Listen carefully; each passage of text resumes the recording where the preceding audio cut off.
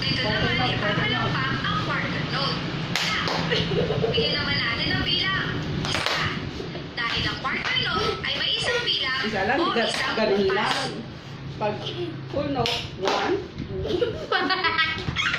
8 note, 8 Paano note. naman ang 8 note? Kalahati lamang. Isang mabilis na palakpak lamang.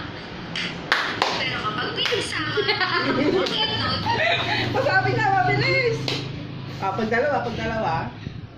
ito ang tunog.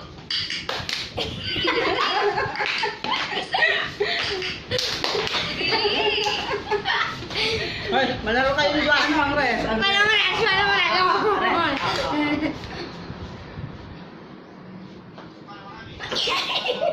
Wala pa, paano mo? Paano naman kapag rest ang nakita? Ang gagawin natin ay walang tunog. Ganito naman ang gagawin.